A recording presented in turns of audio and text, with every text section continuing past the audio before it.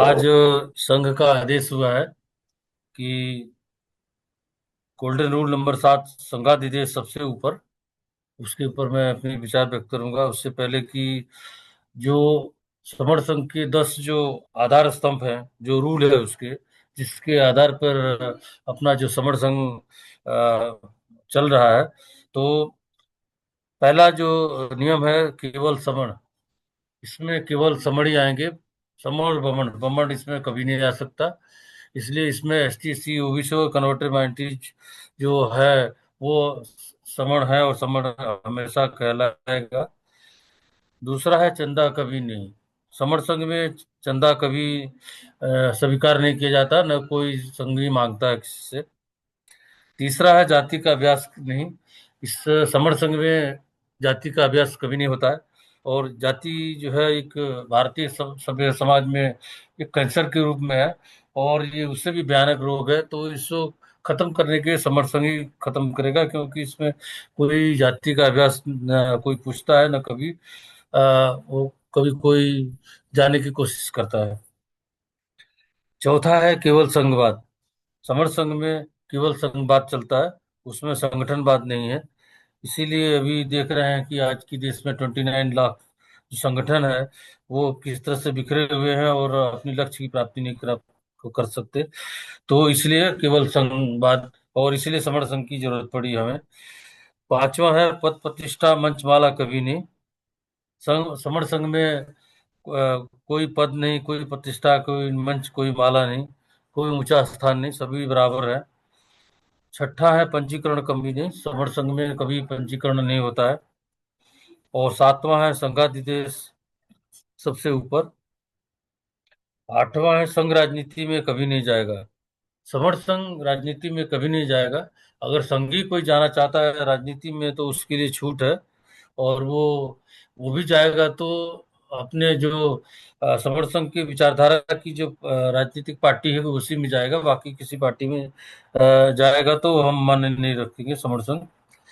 और नौवां है संघ घातक की वापसी खंघ में कभी नहीं।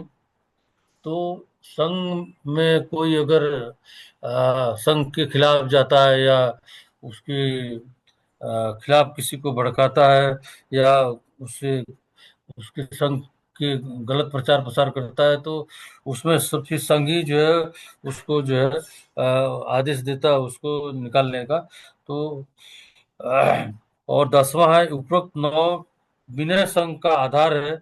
ये न कभी बदले जाएंगे, न खत्म किए जाए, न अमान्य किए जाएंगे।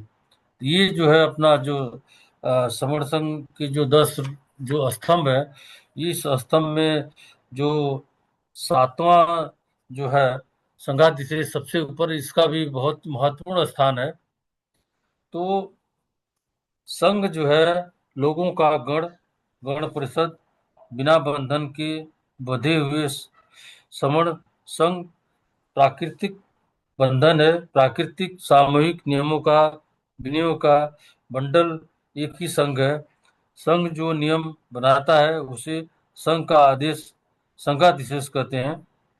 तो संघ में जो भी नियम बनते हैं, वो नियम जो है कोई एक आदमी नहीं बनाता है, वो संघ ही बनाता है। और संघ का जो कोई भी आदेश पारित होता है तो संघ पारित करता है, कोई इक्का दुक्का या दो या चार लोग मिल करके नहीं करते हैं।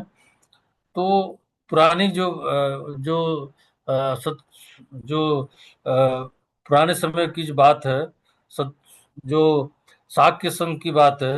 संघ में किसान सुदोधन के पुत्र सिद्धत गौतम का संघ प्रवेश प्रवेश संखार संस्कार कार्यक्रम कार्यक्रम होना था। संघ बैठा, संघ सदन की सभापति चुना गया। संघ के सामने सिद्धत ने 3 बार संघ में प्रवेश की अनुमति के लिए संघ की याचना की। संघ ने संघ में प्रवेश की शर्तें विनय बताए। सिद्धत गौतम ने उन संघ के नियमों पर तन मन धन से चलने का संघ को वचन दिया। सिद्धत गौतम समण शाक्य संघ के सक्रिय सदस्य घोषित हुए। इसके बाद एक घटना होती है कि पानी के ऊपर समण कुलियों से विवाद हुआ। आपस में युद्ध की स्थिति आ गई और समण शाक्यों ने युद्ध की घोषणा के लिए सभा बुलाई। सिद्धत गौतम ने समण शाक्य के आदेश के विपरीत युद्ध करने से मना कर दिया, संघ का आदेश मानने से मना कर दिया, संघातिशेष से मना कर दिया। संघ ने सिद्धत गौतम के ऊपर संघात की कार्रवाई की और कोर्ट मार्शल हुआ। संघ ने सिद्धत गौतम को 3 सजा में एक सजा चुनने को कहा। सिद्धत गौतम ने सजा के रूप में शाक्य संघ से निकालना स्वीकार किया और सिद्धत गौतम को घर बार जमीन पत्नी बच्चों को छोड़कर जाना पड़ा। तो राजा प्रसेन किसान सुदत्त को भी संघ का आदेश मानना पड़ा। तो इससे हमें पता चलता है कि जो संघाती देश है वह जो है, जैसे कोई राजा है आदेश करता है, ऐसा नहीं होता है। और जो भी राजा एक एक जो होता है वह जो है कभी गलत फैसले भी लेता है, लेकिन संघ कभी गलत फैसले नहीं लेता, क्योंकि संघ में माना कि राजा पागल हो सकता है, कोई भी गलत डिसीजन दे सकता है। जैसे कि एक मैं एग्जांपल के रूप में बताऊंगा कि एल एड एल्ड एल्डोफल हिटलर एक जर्मन का राजनेता था, जिन्होंने 1933 से 1945 तक जर्मनी में चांसलर और फिर फ्यूहरर के रूप में शासन किया। और उसके शासनकाल में जर्मनी में नाजीवाद का उदय हुआ, जिस दुनिया भर में व्यापक विनाश हो मानव अधिकार का हनन हुआ। उसकी तानाशाही थी, जर्मन में एक तानाशाही शासन स्थापित किया जिसमें उसने सभी शक्तियों को अपने हाथ में केंद्रित किया। उन्होंने विपक्ष को दबाया और नागरिकों की स्वतंत्रता की सीमित किया और प्रचार प्रसार के लिए सेंसर से पिला दिया और पूरे नियंत्रण अपनी शिक्षा नियंत्रण को भी अपने हाथ में ले लिया। और जो भी उसकी प्रणाली थी शिक्षा की, अपने प्रचार प्रसार का उपयोग अपने अपने लिए केवल प्रयोग किया। और होलोकॉस्ट, हिटलर के शासन काल में होलोकॉस्ट हुआ, जिसमें 60 लाख यहूदियों को मार दिया गया और यह इतिहास में सबसे बड़ा नरसंहार था। तो इससे पता चलता है कि अगर कोई एक संगठन या कोई राजावाद या राजा कोई होता है तो उसकी गलत डिसीजन से कितना बड़ा एक नुकसान होता है। और उसने जो है हिटलर की अन्य नस्लों, विशेष रूप से यहूदियों को रोमा में समलैंगिक के प्रति घृणा और हिंसा को बढ़ावा, इन समूहों को लोगों को उत्पीड़ित किया गया, गिरफ्तार किया गया, मार दिया गया। और हिटलर ने विपक्ष को दबाने के लिए राजनीतिक उत्पीड़न का उपयोग किया। उन्होंने कम्युनिस्टों को, सोशलिस्टों को, विपक्ष के समूहों को, नेताओं को गिरफ्तार किया और मार दिया।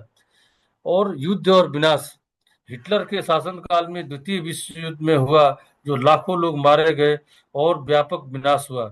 तो इसको कभी, उसके शासनकाल को हम कभी भुला नहीं सकते। इसलिए एक उदाहरण के रूप में मैंने बताया कि एक संगठन में जो प्रमुख होता है, वो प्रमुख जो है कभी कोई भी रूल जो है लागू करता है, तो कभी कभी क्या होता है पूरे संगठन पे जो है कभी विनाश के रूप में जो है वो उदय होता है और पूरा संगठन खत्म हो जाता है।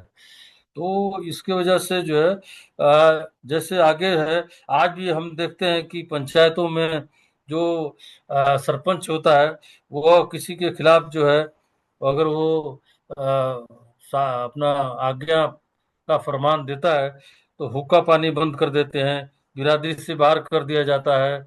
सरकारी नियम भी है तड़ी पार का। वही सब वही संघ के विनय है जो आज भी अलग अलग रूपों में भारत में चलते हैं। गण परिषद संघ तभी चलता है जब उसके नियम, विनय, रूल कड़ाई से पालन किए जाते हैं।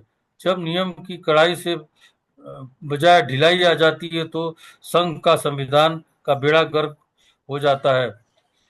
हमने देखा है कि हमारा समर संघ की फिजिकल संगीति जब लगती है तो उसमें हमारी कमेटियां बनती हैं, उसमें हमारे देखते हैं कि जो है आप जो है, जो हमारे जूते शू है कितने अच्छे तरह तरह से हमारे संगी लोग लाइन में लगाते हैं। आगे जो हमारी एक कमेटी रहती है, जो स्वागत कमेटी होती है, तो इसमें छोटे छोटे जो नियम बनते हैं वो संघ ही नियम बनाता है। और वो नियम बना करके और उसी हिसाब से जो है और आगे ये संघ उसी आधार पर चलता है। जैसा कि आप लोगों को पता होगा कि संघ ने ही इस बार आदेश दिया है कि 2 अक्टूबर 2025 में दीक्षा भूमि नागपुर में 1,000 पूरे भारत से और 5,000 जो महाराष्ट्र, एमपी, गुजरात, दूसरे स्टेट से जो है वहाँ समर संगी जाएंगे। और 1 लाख जो है समर संघ ग्रंथ की जो है वहाँ वितरण होगा। टी शर्ट का, टोपी का वितरण होगा। तो ये संघ का आदेश है, किसी एक आदमी का आदेश नहीं है। तो सभी संज्ञों को यदि अपने, जो कभी देखते हैं कि जब राजा अपना कोई भी आदेश देता है या कोई भी फैसला लेता है, तो सबसे पहले अपने बच्चों का फ्यूचर देखता है, अपने आने वाले समय में अपना सेफ फ्यूचर के लिए फरमान करता है, या अपने रिश्तेदारों के लिए करता है। तो इस तरह से वो अपना जो है बच्चों को लाभ दिलाना चाहता है, सभी बच्चों को सुरक्षित करना चाहता है, सभी बच्चों को जिंदा रखना चाहता है, अपना अस्तित्व कायम रखना चाहता है। तब संघ के आदेशों को सबसे पहले मानना ही होगा। तो संघाधिशेष संघ का आदेश होता है। संघ का आदेश बनाने की प्रक्रिया के अंतर्गत सबसे पहले संघ के सामने संघ के कार्य को आगे बढ़ाने हेतु किसी सुझाव का प्रस्ताव किसी भी समूह संघी द्वारा समर संघ सदन में रखा जाता है, तो उस पर चर्चा होता है, आवश्यक हो तो संशोधन होता है। प्रस्ताव पास होने के बाद वह पारित प्रस्ताव संघ का आदेश बन जाता है। संघ का आदेश जो मानते हैं वो हर मंजिल प्राप्त करते हैं। संघ के आदेश कठोर हो सकते हैं। इतने सालों बाद संघ पुनः बाहर आया है तो थोड़ी परेशानी हो सकती है, पर कड़वी दवाई हो पर फायदा जरूर करती है, तो तुरंत पी जानी चाहिए। संघ ने पहले भी फायदा पहुंचाया है और दोबारा भी पहुंचाएगा। तो इसलिए ये प्रतीत होता है कि हमारा जो समर संघ का 7वां संघाधिशेष सबसे ऊपर है। यह 10वें रूल में एक महत्वपूर्ण जो है ये स्तंभ है। तो मेरा वक्तव्य यहीं पूरा हुआ। और मेरे वक्तव्य में अगर कोई त्रुटि हो तो मैं संघ से 3 बार क्षमा चाहता हूँ, संगम नामी। बहुत बहुत साधुवाद अवधेश कुमार सर। बहुत अच्छा कॉन्सेप्ट रहा आपका।